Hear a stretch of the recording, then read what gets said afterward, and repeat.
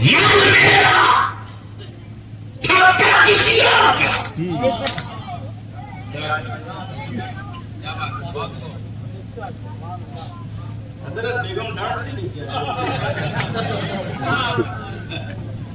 इस डब्बे ने मेरी औलादों को नाश कर रखा। अब तो इमाम साहब भी माफ करेंगे। ये कड़वा सच है जो मैं रो करके कलेजा बहल गया है।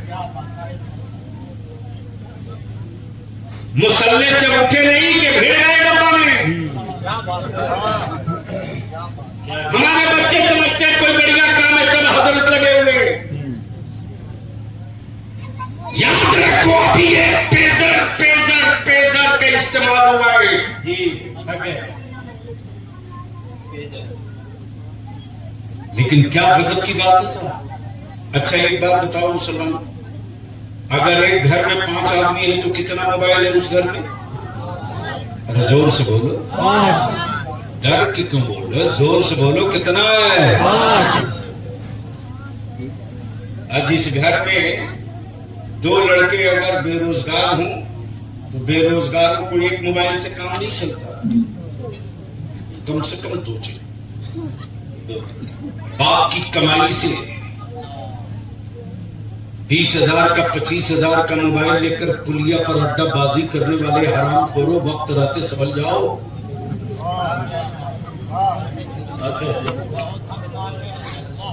इसलिए कि आने वाला दिन सामने दिख रहा है। कुत्तों के मरने के बाद अफसोस किया जाएगा, तेरी औलादों के मरने पर कोई अफसोस नहीं करेगा। पहले लोग कहते थे भागो वरना कुत्ते की मौत मारे जाओगे। अब कुत्ते कह रहे हैं भागो वरना आदमी की मौत मारे जाओगे। यहां पहुंच चुके हो आप,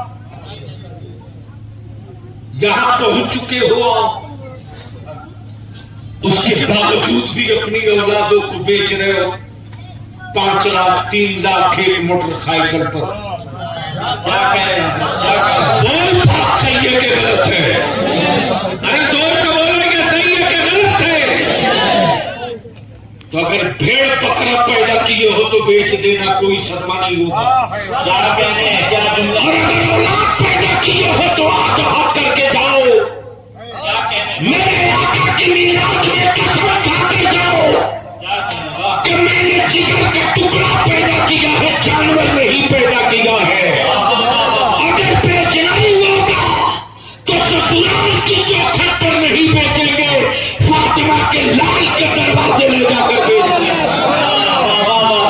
नारे तकबीर, नारे रिसालत, जश्न मिलादुन नबी, हुजूर अमीर शरीयत कॉन्फ्रेंस और हमारे अहले सुन्नत हज़रत अल्लामा गुलाम रसूल साहब किबला बलियावी, नारे तकबीर,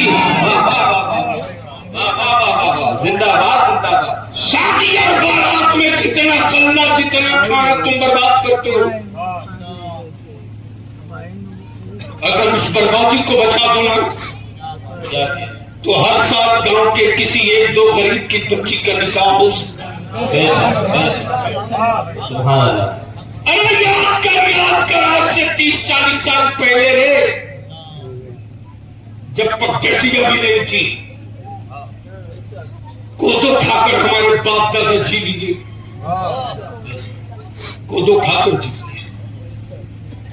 मकई का भात खा के जीते, लेकिन अपनी जमीन का कोई टुकड़ा नहीं बेचा, नहीं बेचा। और वही बची हुई जमीनें तुम बेच रहे हो, और उन्हीं जमीनों को बेचकर तुम दामाद खरीद रहे हो। सच ये है कि जिस दिन बाप अपनी प्रॉपर्टी से बेटियों का हिस्सा देना शुरू कर दे, उसी दिन से जहेज का दरवाजा बंद हो जाएगा।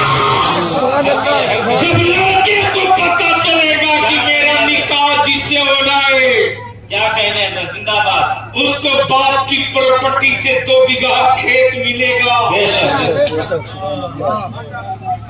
मेरे अजीज, रहम करो मेरी कौम की बेटियों पर। हमारे आलिम चीख रहे, चिल्ला रहे, लेकिन आप,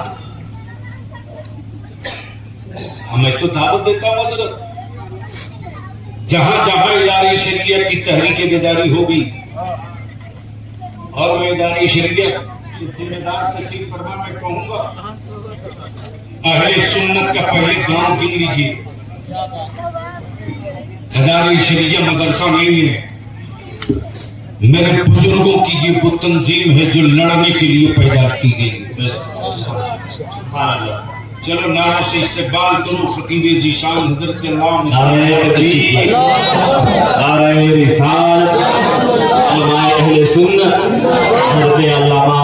मुफ्ती हम्माद साहब किबला, हजरत अल्लामा मौलाना मुफ्ती हम्माद साहब किबला, हजरत अल्लामा गुलाम रसूल साहब किबला बलियावी। आप देख रहे हैं आलमी शोरबिया। यूपी की जो खबरें देखता हूँ, रबीउल अव्वल शरीफ में जो धमाल करना शुरू किए हैं लोग, अगर इसको नहीं रोका गया ना तो इसको भी आने वाले दिनों में आलिमों को बंद करने के लिए सड़क पर उतरना पड़ेगा। मैं तो दावत देता हूँ, पटना में अगर कोई रबीउल अव्वल शरीफ के जुलूस में शिरकत करे, तबीयत मस्त हो जाएगी। मजाल है कोई डीजे बजा दे, औकात है कोई गाड़ी पे या सवारी पे चढ़ के चल दे, पैदल। लेकिन उसी में ऐसे ऐसे लोग भी मिले जो बैसाखी पर चले, 12 कदम चल के दूर पड़े, बस मेरी शिरकत हो गई वापस। उस दिन भी अरे निकालो जुलूस तो शान से, संजीदगी से निकालो कि तेरे पड़ोस का गैर देख करके बोल पड़े साहब, जब ये ऐसा है तो वो कैसे हो।